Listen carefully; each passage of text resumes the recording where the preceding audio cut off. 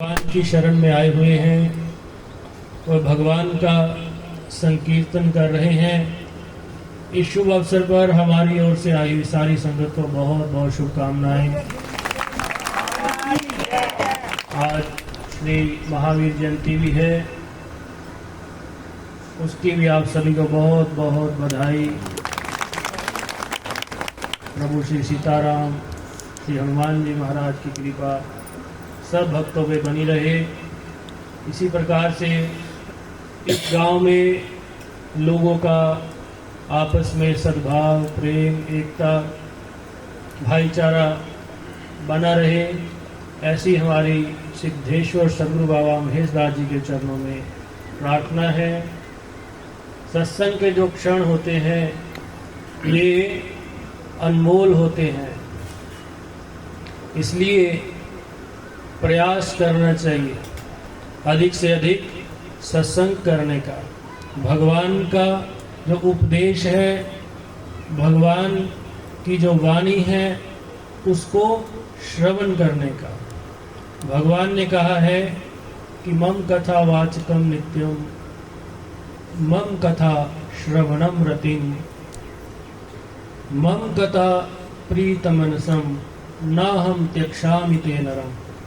कि जो भी जीव मेरी कथा का वाचन करता है, लोगों को सुनाता है, जो भी जीव मेरी कथा सुनने में रुचि रखता है, और जो भी जीव मेरी कथा को अपने मन में धारण करता है, ऐसे जीवों को मैं हमेशा अपने सानिध्य में रखता हूँ। जो हम सुनते हैं उससे ही हमारा कल्याण होगा। जो राम जी का नाम हमारे श्रवण इंद्री में जाएगा, उससे ही हमारा कल्याण संभव है। आज हम लोग देखते हैं कि समाज में बहुत सी दुर्भावनाएं फैली हुई हैं, धर्म के नाम पे, क्षेत्र के नाम पे, यहाँ तक कि बोली के नाम पे, रंग के नाम पे बंटवारे हुए पड़े हैं। इसका कारण क्या है? इसका कारण यही है कि भगवान की कथा, भगवान के जो शास्त्र हैं, उनको इंसान पढ़ता नहीं है। यदि वो पढ़े फिर तो वो एकदम से शांत हो जाए, क्योंकि भगवान चाहे किसी भी धर्म का आप ले लीजिए, गीता ले लीजिए, बाइबल ले लीजिए, कुरान ले लीजिए, श्री गुरु ग्रंथ साहिब ले लीजिए, सब में एक ही कहा है कि भगवान सिर्फ एक है। लेकिन दुख की बात यही है, फिर भी इंसान समझ नहीं पाता और धर्म के नाम पे झगड़े। तो ईश्वर की बात सुनिए, उसने कहा क्या है वेदों में, शास्त्रों में। ईश्वर जो है ना, वो गाइड है एक, वो हमें गाइड करता है। जैसे गुरु है, गुरु के पास कोई जादू टोने की छड़ी तो नहीं होती, या टीचर आपका ऐसे घुमाएगा और आपके दिमाग में घुस जाएगा, ऐसा तो नहीं होता ना। उसी प्रकार से जो भगवान है, अब देखिए एक कमरा है, उसमें बहुत अंधेरा है, उसमें बहुत अंधेरा है, और उसमें हीरा पड़ा हुआ, हीरा क्या नजर आएगा? नहीं नजर आएगा ना। जब तक उसमें प्रकाश की किरण नहीं एंटर करेगी, आपको हीरा नजर नहीं आएगा। या सोचिए उस कमरे में कोई सांप बैठा हुआ है, कोई जीव बैठा हुआ है, आपको नजर आएगा? नहीं आएगा।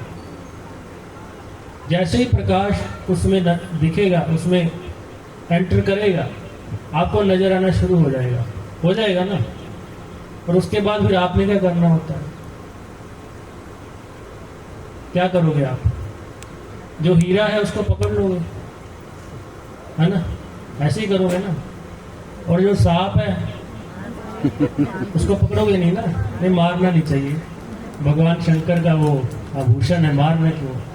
हमारे में नाग देवता की पूजा होती है, हमारे बहुत निकलते हैं जंगल में, हम कभी नहीं मारते, बहुत बड़े बड़े निकलते हैं, हम तो दर्शन कर लेते हैं। कौन सी रूह है ना? सब में भगवान ही है ना।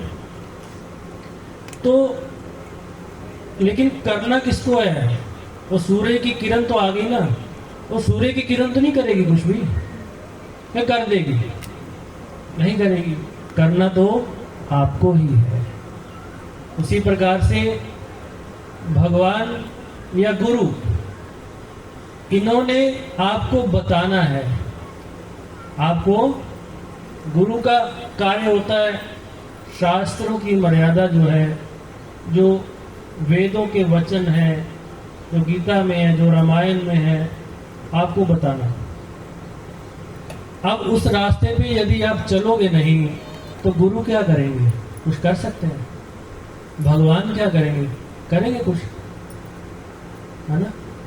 सूर्य की किरण ने तो दिखा दिया आपको, ये हीरा पड़ा हुआ है, आप उसे उठा नहीं पाओगे तो किसका फॉल्ट है? सूर्य का तो फॉल्ट नहीं है।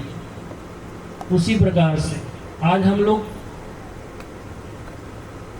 धर्म को इच्छाओं से जोड़ करके बैठ गए, धर्म को इच्छाओं से अधिक जोड़ रखा है।